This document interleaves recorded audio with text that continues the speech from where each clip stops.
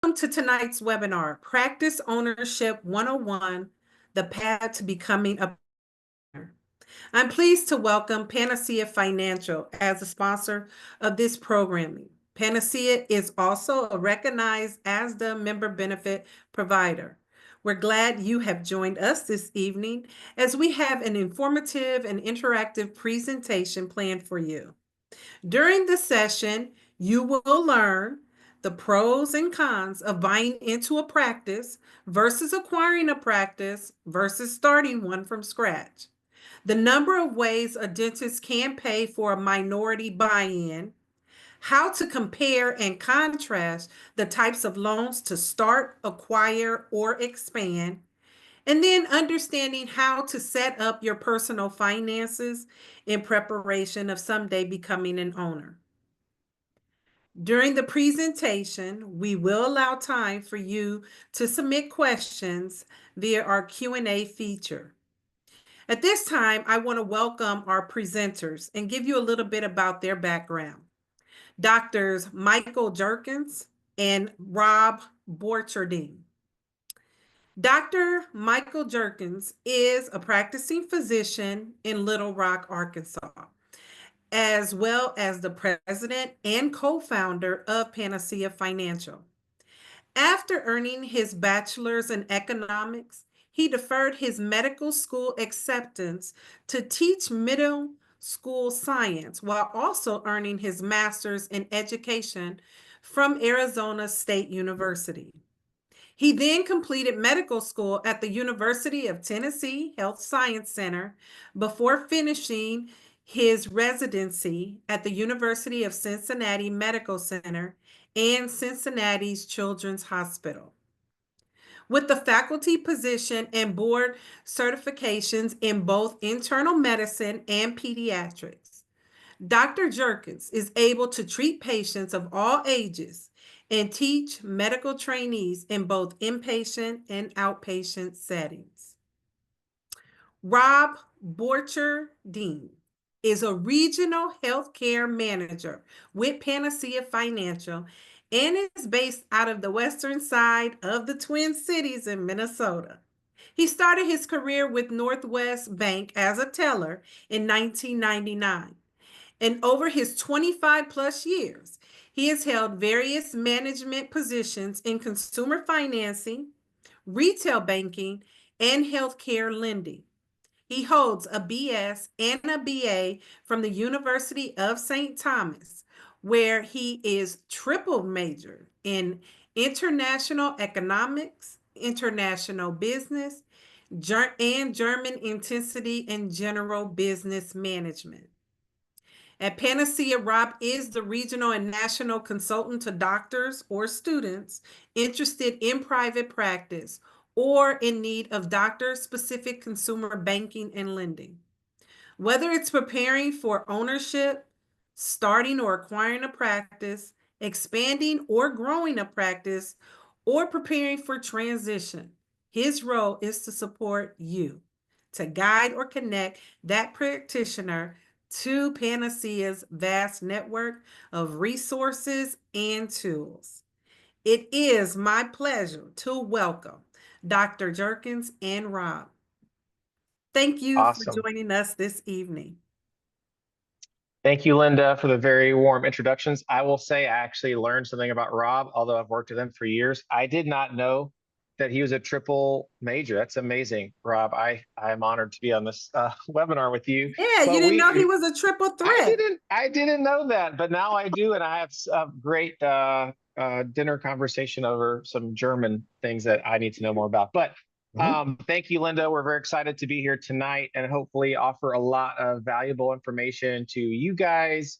What I want to say is I am a practicing doctor, started Panacea a long time ago because I realized that your normal bank or financial institution didn't understand doctors, didn't understand what it's like to train as a doctor, didn't understand all of the financial pain points that we have along the way. And so we created this institution or bank just for doctors, by doctors. And we brought on lots of experts along the way to help us execute on our mission of how to make doctors' lives better. Rob being one of those amazing experts on Practice Finance who's helped a ton of doctors and dentists, especially with practice ownership. So we want to provide some of that knowledge for you from the doctor's perspective, but also the expert's perspective with Rob.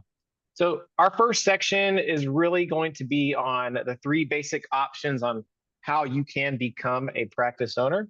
But before I start really diving into those 3 options, I wanted to pose a question to the group so we could better understand our audience and cater some of the talking points to you all. So here's a poll question. What are your plans after dental school? So you might see this poll pop up. I would encourage you, please, to put in your answer. There's several options on here. Hopefully that covers most of the pathways that you guys are pursuing or thinking about. And I will give you guys about another 30 seconds or so to answer that question.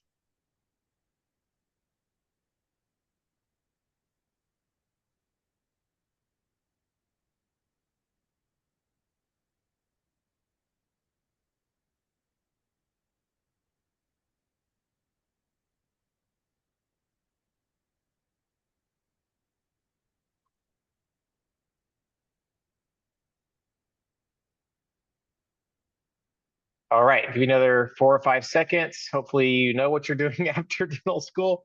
Didn't have to think about it too hard, but appreciate you all with that information. And I think Chris we'll see those results here shortly. Yeah, you can see it here. So about the top choice, 38% are folks who are looking at associateship and private practice. Next, people wanting to open their own practice.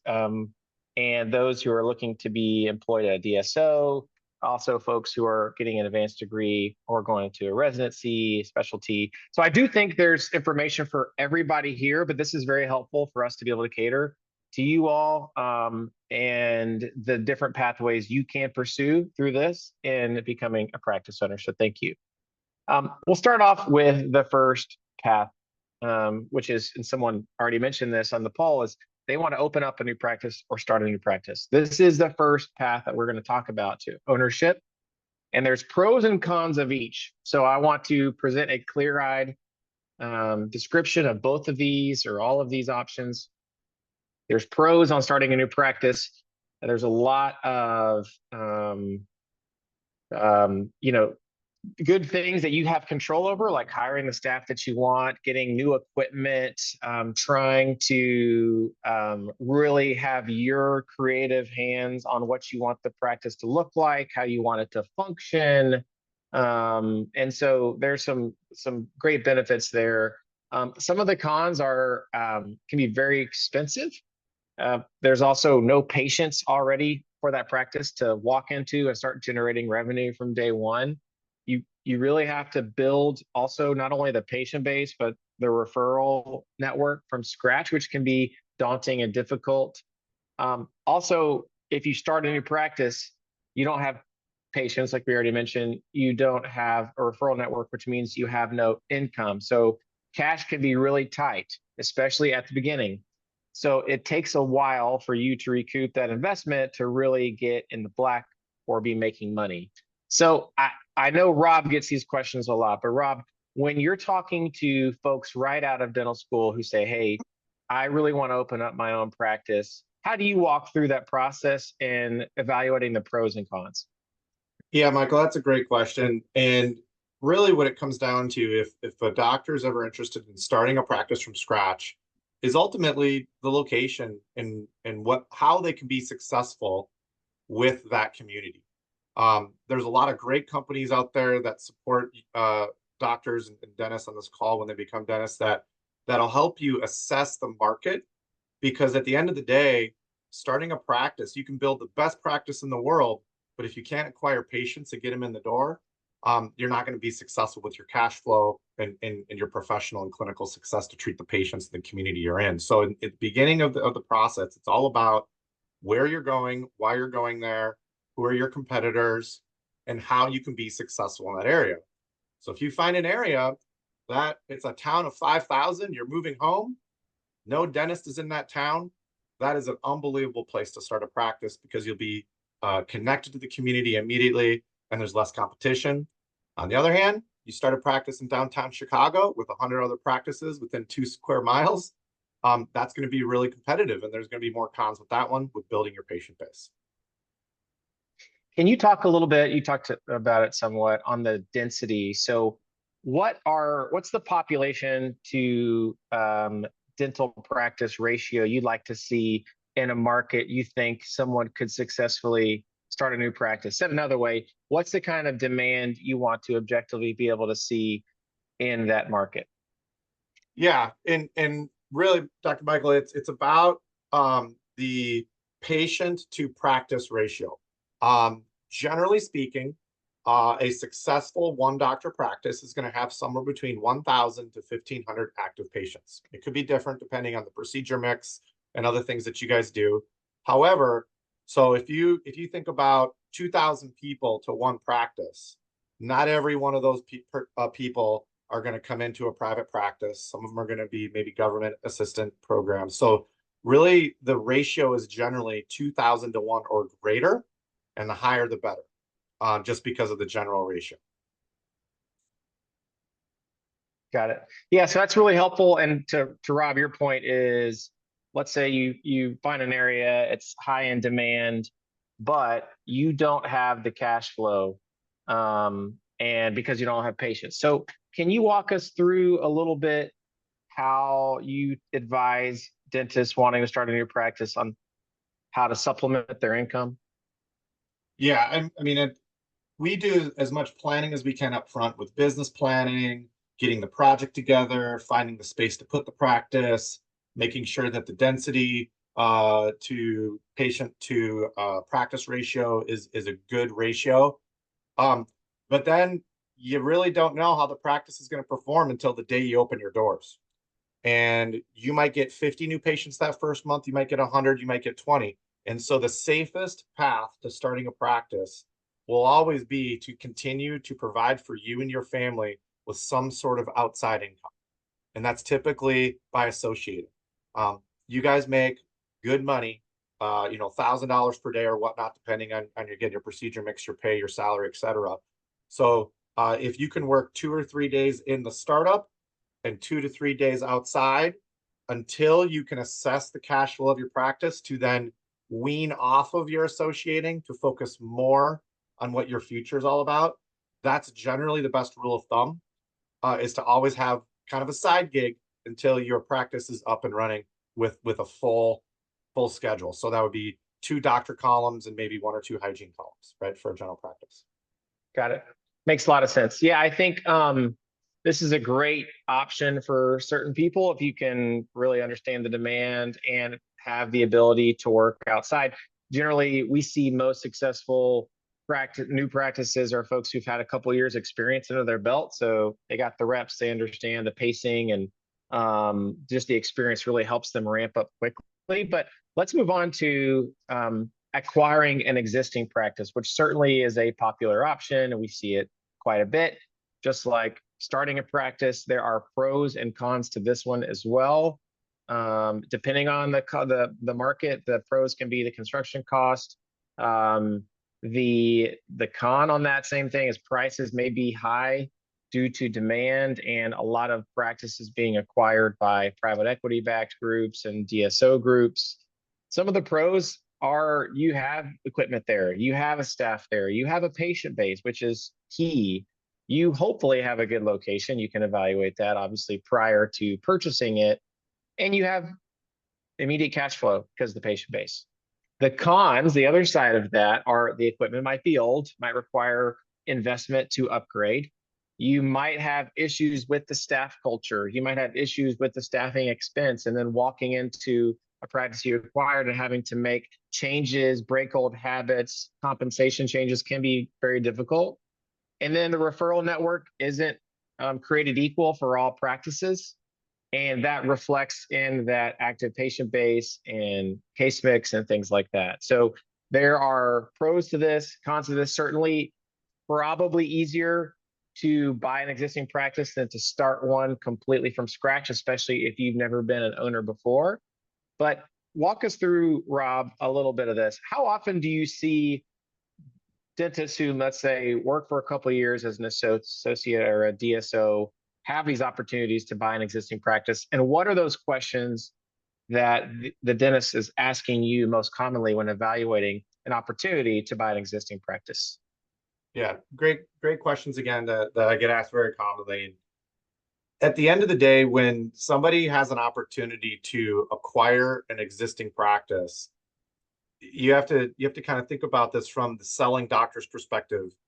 If that doctor has been there 20, 30 years, there's a lot of goodwill. There's a lot of things that have happened over that period of time. Maybe the equipment wasn't updated, versus the person that maybe started it 10 years ago and now is ready to sell it, where the equipment might be more updated.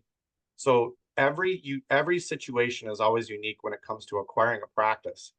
At the end of the day, buying a practice is all about the patient base and the staff and the brand name that you're buying, right? The goodwill that you're buying.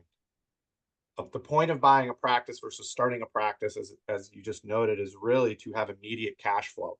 So it's all about assessing the procedure mix. Does it match what you want to do as the clinician that would be coming in and taking over? How long has the staff been there? Is it adequately staffed? Is it understaffed? But more importantly, what's the patient mix? What is the procedure mix? So it's really a matchmaking process, Dr. Jerkins, and it's really all about timing too, because you might want to buy a practice in a specific town, in a specific area, in a neighborhood that you really want to be passionate about with your clinical ability and your community. But then there may not one come up for sale for several years. And that's where starting a practice might be a better fit for you if you can't find one to buy, but the area might support a startup. So it kind of goes back and forth between acquiring and starting, depending ultimately how hard you want to work, what's for sale, and what the status of those practices for sale are, and if you can see yourself moving into them. Just like a new house. You want a house that's turnkey? You might have to search for a little bit longer versus a house that's a fixer-upper. You might be able to find that at a discount and then turn it into what you want as well. There's just a lot of options out there. And it's all about practices that are being listed or the practice that you find that could be up for sale. I think that's a great metaphor of the house comparison. And I think what we'll end up talking about later on is how to put yourself in a position to buy an existing practice. Most new graduated dental students don't have the ability financially, perhaps. And so we'll talk about how banks assess folks who are looking to start a practice, buy into a practice, or buy a practice, as we're talking to now. And what are some of the tips and tricks? We'll talk about that here a little bit later. I think we have a question here soon about associateships. So we will be taking questions throughout. I love questions, especially in the moment when we are talking about that topic. It's very helpful. And likely, if you have that question, probably 5 other people on this webinar also have that question. So I think we'll be getting some of those here shortly. But let's move on while we're waiting on that question to the third option. So we talked about starting a practice, buying a practice, and the third is buying into a practice or DSO. So group practices or DSOs, we already saw it on the beginning part of this talk that a lot of you are thinking about being employed as an associate or working at a DSO, not necessarily starting out as a practice owner. And a lot of people don't know about this pathway, quite frankly, but there are options to buy a piece of that practice or a minority piece of the DSO. This is becoming more and more common as these larger and larger and larger groups look to give dentists skin in the game, to be able to retain them, give them some ownership and say as to what's going on in that practice.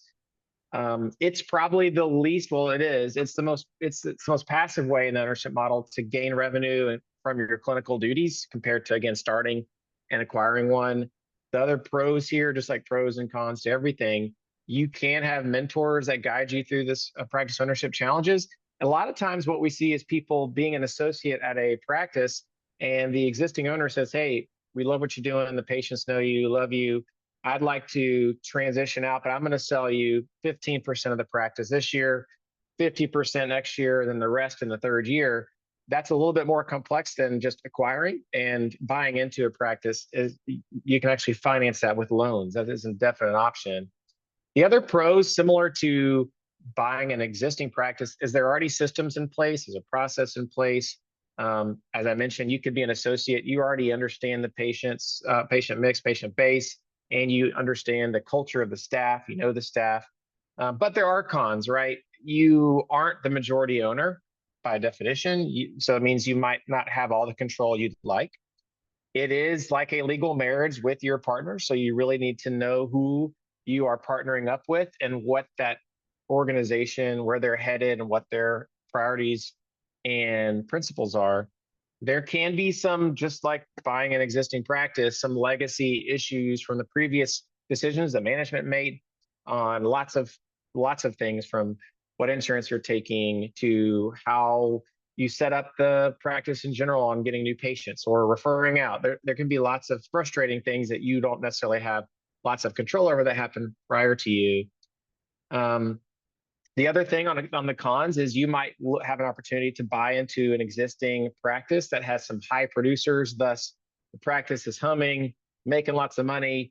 You buy into it, and then those high producers leave, so the value of the organization can change. So there are risks there if the big producers leave or the contracts change. So I do want to take these questions, but while I'm on the buying into a practice first and minority ownership, Rob, how often are you seeing this? Like I mentioned already, it seems to be more and more common, as we saw already at the beginning of this talk, that people are looking at an employed opportunity and then maybe eventually being a practice owner.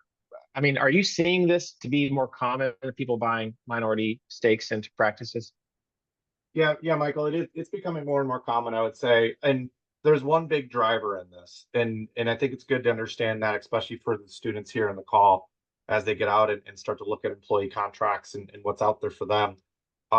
Corporate and large group practices have recognized that they need doctors in their practices to keep the production and keep the revenue and keep the collections coming in. At the end of the day, the dentists and the practices are the ones driving patient experience and production and collection, of course. So if they're, over the last four or 5 years, obviously there's been a lot of some consolidation, some DSOs, but they need to retain doctors. And if they can't retain doctors, the DSO and the corporate entities, well, that's kind of vital to what they're doing. So now you're starting to see them offer minority partner ownership, small percentages, because if they have skin in the game, if they give associates skin in the game, the associates will stay longer, right? And if the associates stay longer and are more committed to the organization does better. So that's what's driving. Same thing for kind of small group and large group private practices. There's a lot of talent out there, and there's kind of a competition for talent. And so that's what's driving it. That's what's creating the opportunities for minority ownerships within DSOs and even large and small group practices. And at the end of the day, it's because you are valued. The doctors and the practices are the ones driving the bus, ones creating the patient and production, patient experience and production at the practice. And please remember how valuable that is, especially to corporate and non-corporate entities. The larger the group, whether that's a private practice, maybe the smaller the buy-in, the smaller the group, you might get a third or a quarter% of the buy-in. And I've kind of seen it all across all different types of entities out there. But at the end of the day, doctors need to stay with the practice, and giving them a stake in ownership is a great way to maintain really good employees and doctors with the practice long term. And so we have a question. I'm going to slightly modify it or add to it, I should say. The question, Rob, is how do I find a practice that is getting ready to sell? I want to add to that. How do I find out about a practice who is comfortable selling minority ownership stake? And I think that's kind of what you're talking about here is a twofold. One is, how do you find out about a practice that's getting ready to sell? So that second option, buy an existing. Or I would add to that question is, how do you know if the practice that you're currently an associate at would be willing to, maybe they're eventually going to transition out and they want you to become the owner? How do you have those conversations on both of those aspects of ownership? Yeah. finding a practice that is ready to sell is kind of probably easier to answer. Wherever you end up, whatever city, state, region, you're going to have a net that you're willing to cast out to where you're willing to commute to, how far away from your house you're willing to drive, what schools you want your family to get into for our neighborhoods, etc. And really, there are professionals out there that list practices. So those are the practice brokers and transition specialists out there. There are CPAs, attorneys out there in the world that support dentists that also help doctors transition and sell a practice. And then there's just good old-fashioned networking, right? Being involved in your societies, being involved with your alumni chapters, and talking to colleagues, networking, just getting to know your community through study clubs and state and even regional districts. And learning the community, getting to know who's doing what, and just being friendly and straight up networking. Those are the best ways to find out if a practice is ready to sell. It's either them publicly listing it or just kind of back channel figuring that out. And it's all about timing. You never know who's in what stage of their career. Someone who's 75 years old might still think they have 5 years left. I've seen that. And someone who's 55 might be ready to sell next year, and you would have never thought it. So again, it's all about timing. So I encourage you to continue to network and be a part of your communities. And then there's the practice brokers and transition specialists. That's how you find the practices that are out there ready to sell. As far as partnerships and minority partner buy-ins, it's not a bad idea to ask as you're going through your first contract negotiation, your first employer. I'm asking them, hey, do you offer ownership to associates after a period of time? It's okay to ask that question, even right out of school. You want to know, is there a future here for me to potentially be an owner? Or is this going to be a job, right? Is this something that I'm not going to be an owner, but I know I'm going to be a valued employee. I know I'll be treated well, et cetera, right? Because there's other perks, especially with larger corporations. So again, asking the question, being upfront, networking, that's really what it comes down to. And yeah, when you're ready to find one, it's all about timing. That's what I could tell you. I have some people that it's taken them 2 years to find a practice. Other people, they sent some letters out to a bunch of people in their community, and one person answered, and here they are buying a practice 3 months later. It's all about time. Wow. Well, thank you, Rob. We had a question similar on this group practice and a DSO. The question was, is there a significant difference between a group practice and a corporate style DSO? I mean, again, I think that's going to be easier to answer if you have two specific examples. In general, a group practice to me could mean, I don't know, 5 doctors owning one location, or it could be 10 doctors owning 4 locations. So a group practice and a corporate style DSO, typically a group practice is still ran by the doctor owners. That's what I would say, typically. So you still kind of have that doctor oversight, that kind of private practice feel to it. Whereas a corporate style DSO is probably owned by venture capital or somebody. And there's a little bit more of a money play to it with non-doctors running or operating practice. That would be my general answer to that question. However, there's some big group practices out there that are also venture capital backed.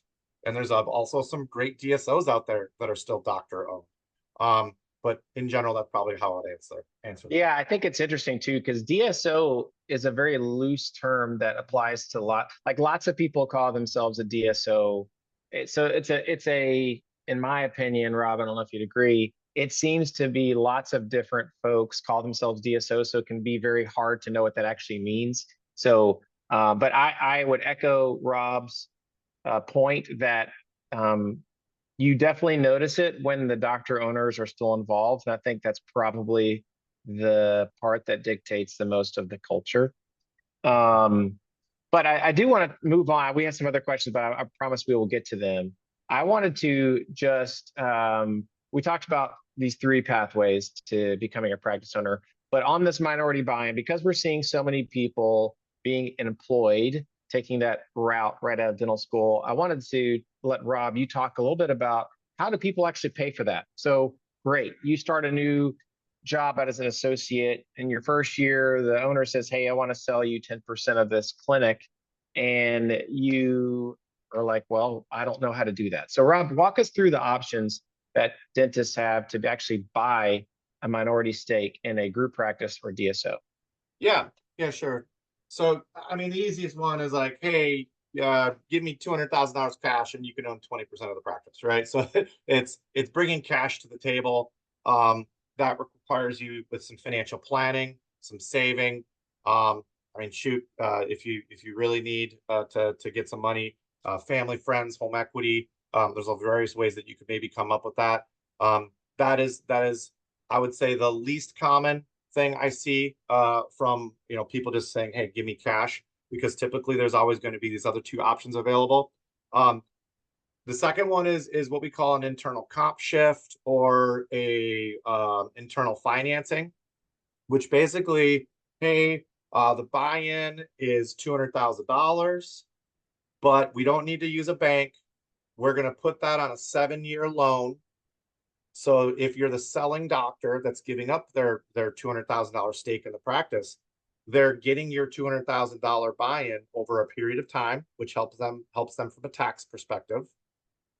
They probably are going to have an interest rate with it, right? So obviously the pro or con could be that it's a competitive interest rate or a non-competitive interest rate if they force you into that internal financing.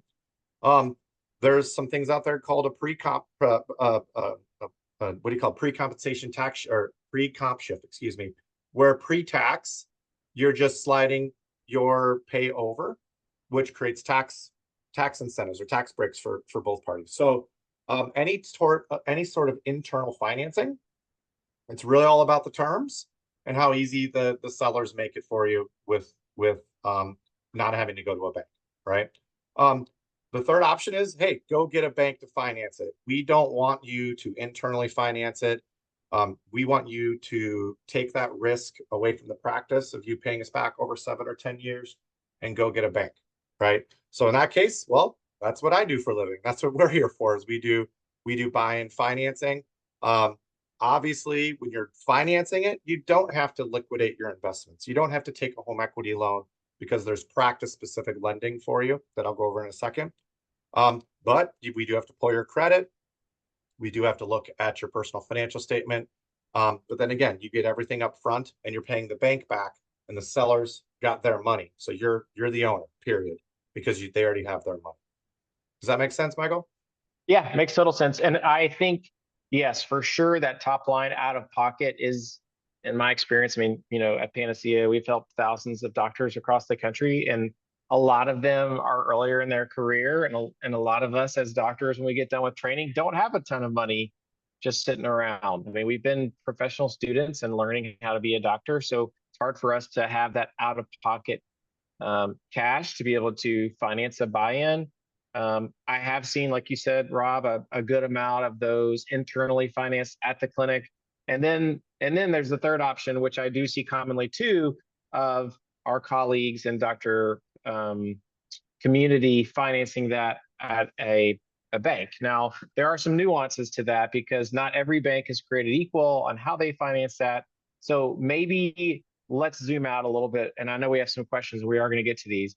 But when we're talking about financing and types of loans for buy-ins, for acquisitions, for startups, walk us through the general options that dentists have on pursuing one of these pathways to ownership.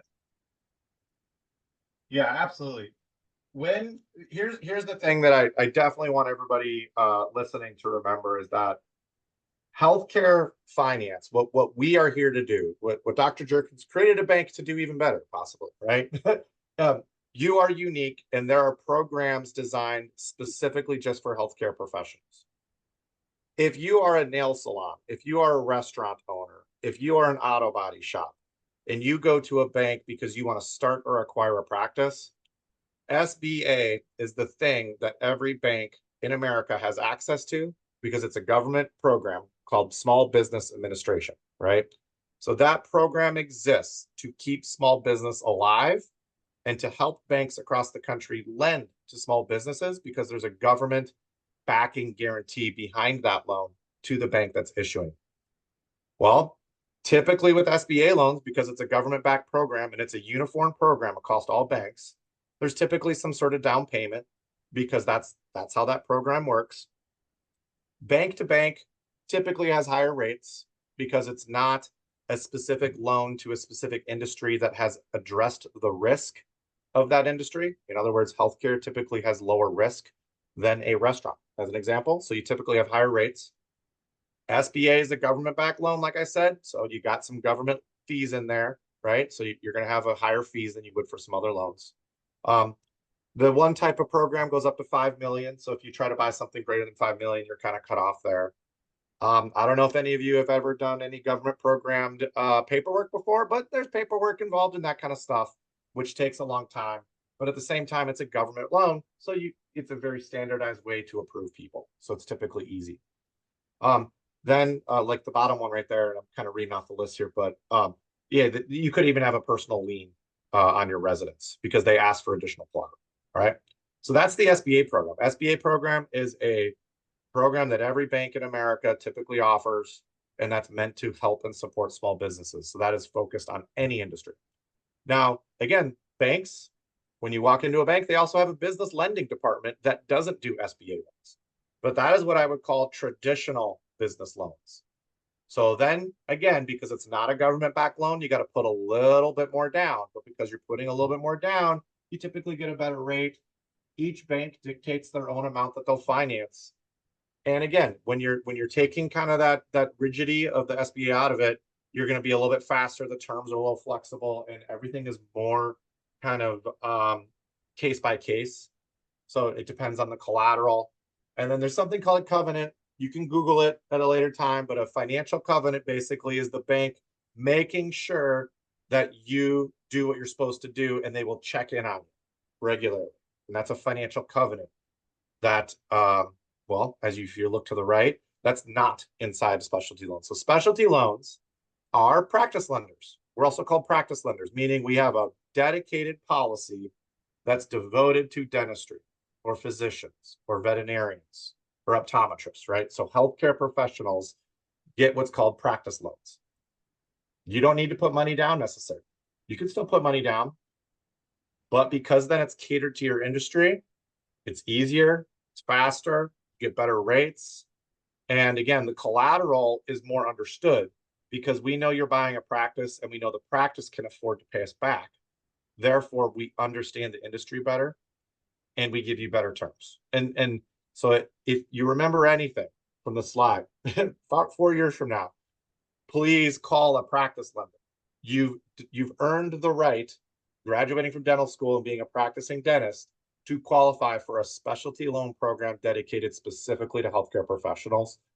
Please use that to your advantage if you're doing anything of any of these sorts. Okay. Yeah, and I would say, from a doctor's perspective, it's nice to know that when you talk to a practice finance lender like Panacea, it's not a group of people who are doing, they help restaurants and car lots and plumbers. It's really only doctors. So they know the ins and outs of a dental practice, ins and outs of a orthodontist practice. They understand what it's like to buy into a DSO. You don't have to explain to these people what the terms are or how it works. It's really deep knowledge so that you have flexibility in trying to work with you to accomplish your practice finance goals. That's the way to go. And that's, he mentioned a little bit, but one of the reasons, and I mentioned this at the top, is why we started Panacea, is because we felt like your average bank wasn't willing to really work with with the doctor community to understand us to provide something flexible that fit our needs. So this is a great slide on a good summary on those ways you can finance your way to one of the 3 pathways to practice ownership. I did want to move on.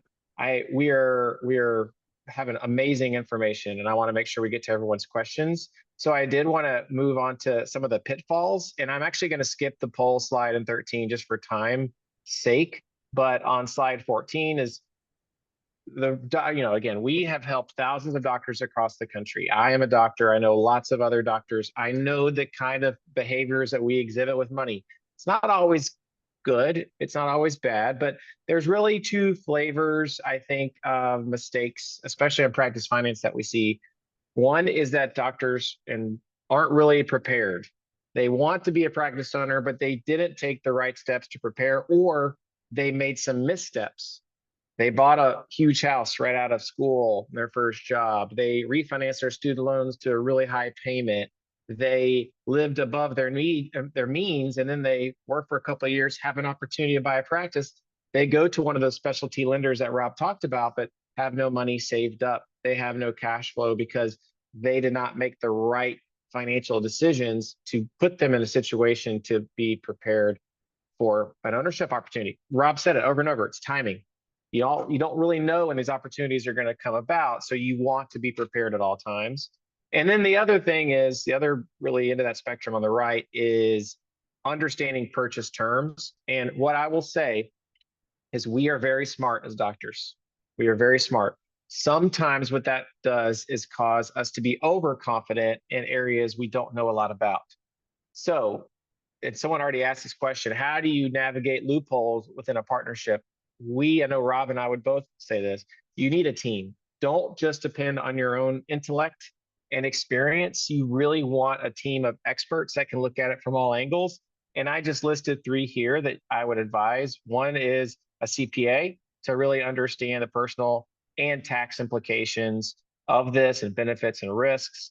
Having a real accountant be able to analyze this opportunity and what that means for you, a financial advisor that really can help you navigate what the financial gain may be, how to navigate the wealth implications down the road, and then the loophole part that was asked, really an attorney. You want someone that can review your contract, review really the opportunity of the practice, especially in acquisition and buy-in.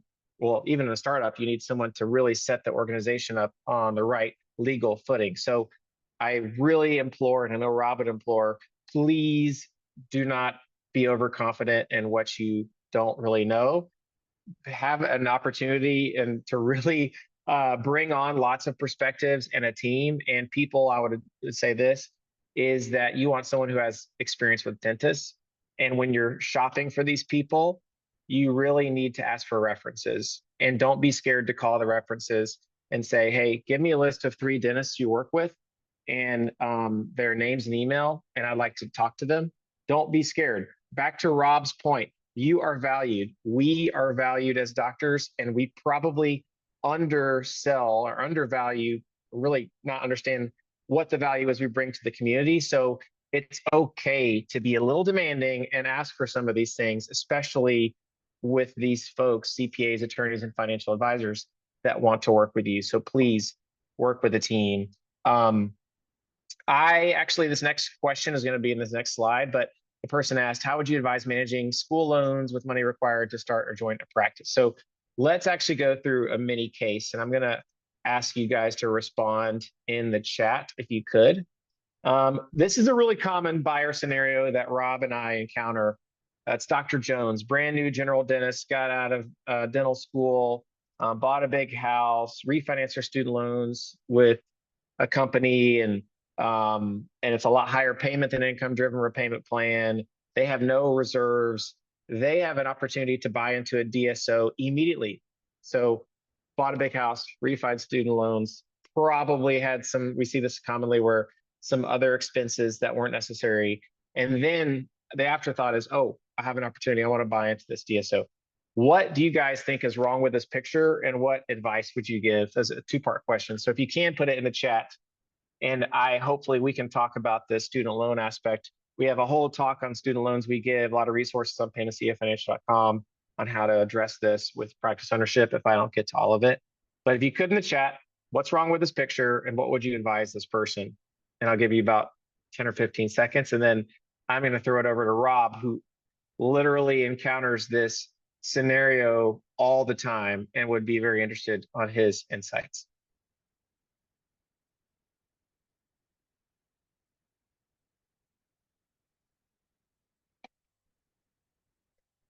I don't love awkward silences, but sometimes they can help to provoke people to participate. But what are some of the things you would say?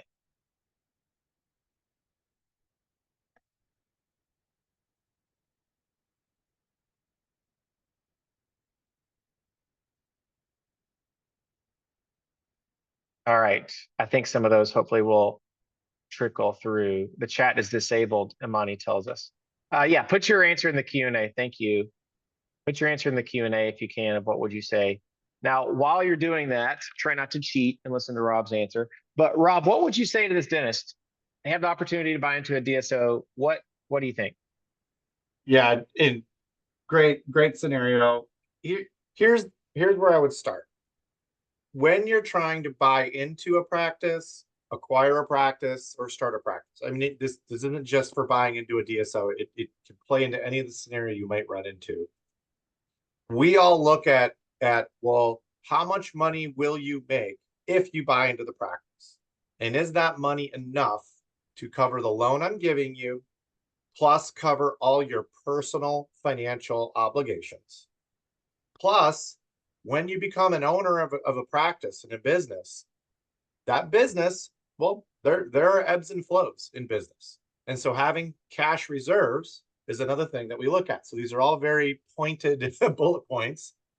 So if you bought a big house, that means you probably have a really big mortgage payment. And if you have a really big mortgage payment, there's something called a debt to income ratio. That debt to income ratio will be more stressed versus someone who waits to buy the big house after they become an owner, because typically an owner creates more income for you, right? So buying a big house could inhibit your ability to buying into or starting or even acquiring a practice, because then your debt to income ratio is a little off kilter. Same thing with refinancing into your student loans. Again, refinancing your student loans is a great idea if it helps you pay your student loans off faster, if it's affordable. But at the same time, if you have an opportunity to buy in, we're going to look at what your personal obligations are on top of your business opportunity in front of you. And that refinance student loan might come into play to not be able to allow you to buy into or start or acquire a practice even. And again, personal financial reserves. There's this balance you have to find between saving and paying off debt. Because student loans, and Dr. J can attest to this way more than I can, but you want to pay your student loans off fast because they're like, oh my gosh, it's sitting there. It's a big dollar amount. But at the same time, like if you don't have reserves, well, what if the what ifs, right? What if the car? What if your kids? What if your family? What if you have an opportunity to buy into a practice? Same scenario. It's good to have a decent amount of financial reserves, because then that allows us to approve you to help you with this next stage in your career to then earn even more. Then go do these things. Because then you're an owner of a practice and you have your personal financials and this stuff under control, hopefully, right? Does that answer your question? Yeah, it does. And actually, we had several people in the Q&A, input their answers that all really echoes that. I think the way I think about it is really understand, put yourself in a situation where you can act on an opportunity when it comes to you. You said it over and over. We've said it already. You don't know when these opportunities are going to present themselves, and giving yourself the wiggle room to be able to do that is great. So minimize your debt payments monthly is key. So I did want to talk a little bit about how banks look at you, and then a little bit about Panacea, but we have a couple more questions trickling in. But here's how banks are going to really look at you. So you choose one of these three paths to practice ownership. You looked at SBA loans, you looked at just your normal bank on the corners, conventional business loans. They don't know anything about dentistry. So you engage in Panacea or practice finance lender. What's the next step? So they're going to analyze not just you, but also the business. On the personal side, we've already talked about this first bullet point, debt to income, which means how much money are you paying each month on debt versus how much money are you bringing in? You want to prioritize, like we already mentioned, trying to limit debt as much as possible to give yourself that ability to qualify. You want some reserves there, liquidity, which really is going to be looking at your bank account balances and other non-retirement balances to see if you could come up with cash if needed. We're going to look at your retirement accounts, how much money you have there. And then your other purchases we just mentioned, things like your house, your luxury items, your car. What is your normal cash flow personally, so we can kind of better assess what happens if something doesn't go right here? What kind of reserves do you have to be able to cover these payments? And then, of course, we're going to look at the business. It's not just a loan to you, but also it's to the business as well, of that and really being in consideration. How is the practice going to run? If it's a startup, give us your plan, give us your business plan. How is your team, the CPA, attorney that we're going to work with?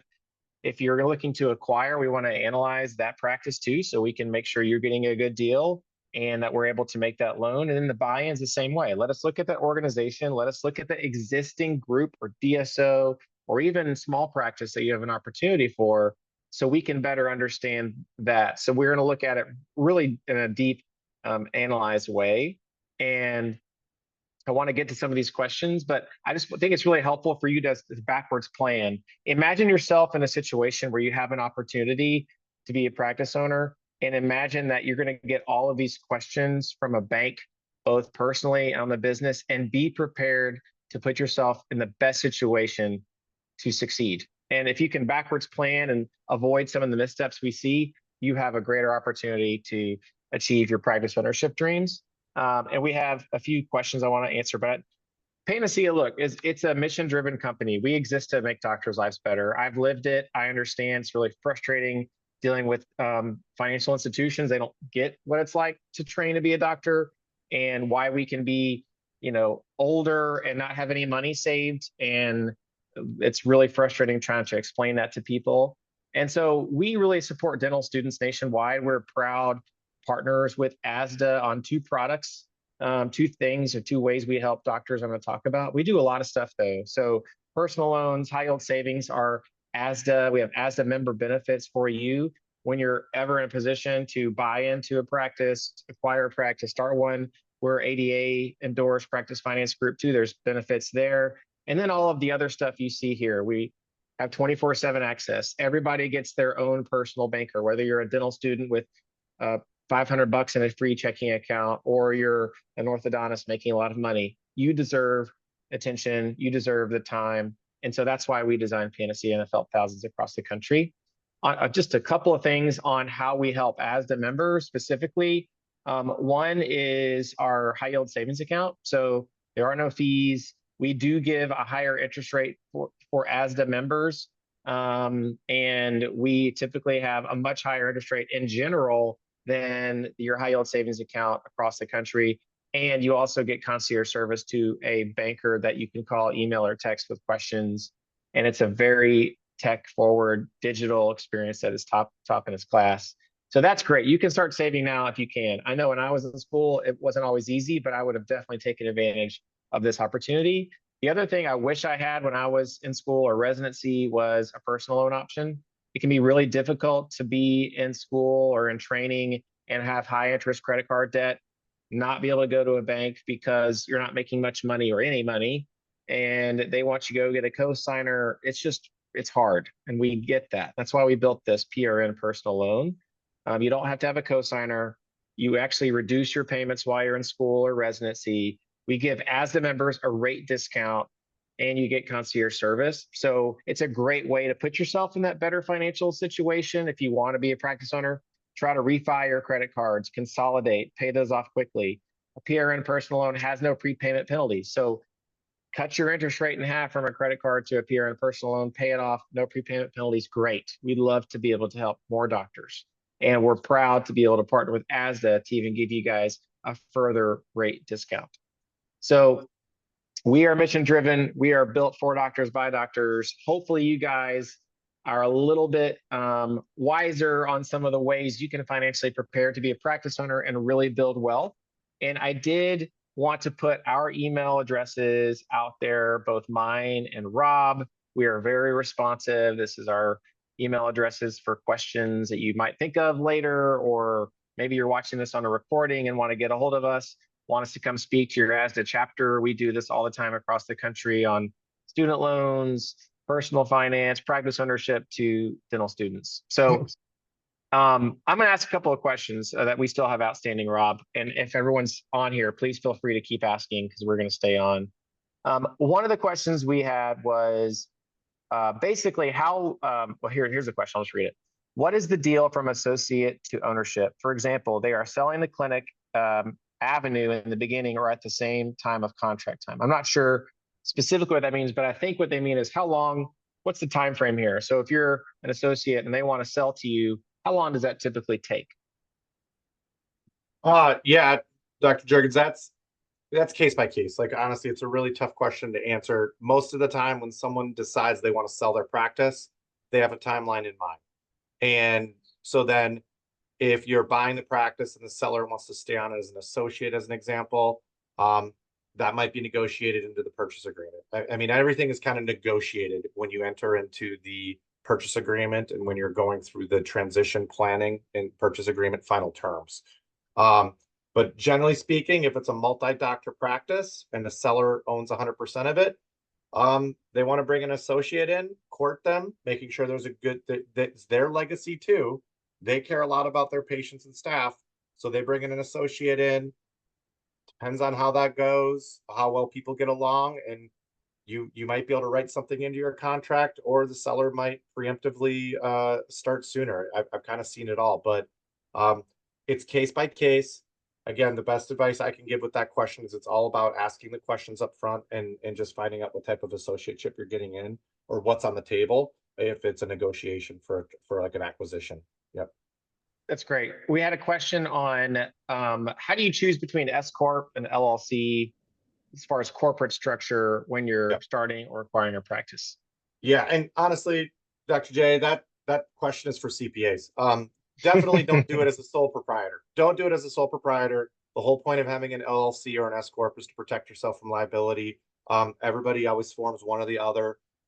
Actually, an LLC can still file as an S Corp. So talk to your CPA, but you will form one or the other, and your attorney and your CPA will help you with that. We don't care from a lending perspective as long as an advisor is telling you the right thing to do, which would be, again, a good attorney and a CPA. Excellent.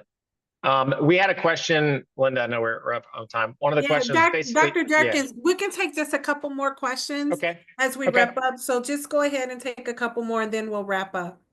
Yeah, we talked about this one a little bit, is advising managing your student loans. We have, like I said, a ton of resources on Panacea. We give talks on this. Happy to talk about it more to groups if they want. But for dental, it's really important to understand where you want to go, especially on the practice ownership side. And do not refinance your loans unless you're absolutely certain that it's going to be okay. The reason I say that is if you have government loans from dental school and you're an income-driven repayment plan afterwards, and you refi with, we do student loan refi with Panacea or SoFi or somebody, you cannot go back. So once you refi, you can't go back to an income-driven repayment plan. If there's a pandemic again, SoFi is not going to pause your student loan payments. The government could. So there's a lot more flexibility in the government programs that allow you to kind of navigate your personal finances so you can get into practice ownership instead of just reflexively refining because you got a flyer in the mail that says you get $500 if you refi. I would just think, my whole goal is to make doctors' lives better, and I'm not trying to mess anyone over. So don't even refi with Panacea immediately afterwards unless you really know what you're doing, because it can shoot you in the foot and increase that debt to income ratio, as we talked about. Go Linda, ahead, I know we Dr. have more, Jurgens. Do you have at least one more question? I do, yeah. ahead. The one I was gonna, and we've already talked about this a little bit, Rob, but how do you advise someone to, what are the things they look at in the area to see if it's good to start a practice? Yeah, I think looking at the competition, seeing who's out there. Are they older practices that haven't been updated, as an example? And then what's the population? How many patients are out there? Is it an underserved or overserved? There's a lot of companies out there that'll help you do this as well, but Google, knowing your community, knowing your competition, knowing if the patients are being under or overserved. I mean, you could secret shop. You could call a couple practices. Hey, I need to come in. I'm new to the area. When's your next hygiene appointment? If they say, oh, 3 months from now, might be a good place to start a practice, right? Hey, gosh, my tooth is broken. Man, I need to come in immediately. Sorry, we can't get in for 2 weeks. Well, might be a good place to start a practice, because it's all about demand versus supply at the end of the day. So having a smart approach with starting a practice that way. And again, we do it. We have vendors that do it. And we do it every day. And it's all about just having the right plan. I will echo what Dr. J was just saying. I will answer questions anytime. You can email me. I will happy to take these offline. If you're a University of Minnesota student, come to the booth. I'll be there on November 6th at the ASDA vendor fair. So if you're a Minnesota person, come on by. I'll answer your question in person. But yeah, there's probably a lot of questions that are out there that we haven't gotten to. And happy to answer those whenever people feel like emailing over to us. Awesome. Very engaged discussion, a lot of questions, and I want you all to know that this is not the last time you will be hearing from these two. It will be ongoing to help you with your journey throughout the school year and throughout your ASDA membership, because we think that it's important. So we want to make sure that you are fully prepared. Rob has said where he's going to be. Dr. Jerkins will actually be at the National Leadership Conference, NLC, in November. So there's an opportunity for you to also come by the booth and ask additional questions of him. On behalf of ASDA, I just want to thank you two for participating in the webinar, Dr. Jerkins and Rob and Panacea Financial, for your support of ASDA members, both as a sponsor and as a member benefit provider. And for additional information on Panacea's loan offerings and savings program, please use that QR code that you see on your screen. And then an email with the link and other information will also be sent to you following this session, probably in the next couple of days. And then if you'd like to review this webinar again, or even share it with some of your classmates, we encourage you to do so. It will be posted 1 week from now on as a YouTube channel. And it'll be saved under the webinar directory online. So that'll give you a chance to know what you're searching for. Again, thank you all for a very engaging evening. And we wish you the best going forward. Good night. Good night. Thanks, y'all.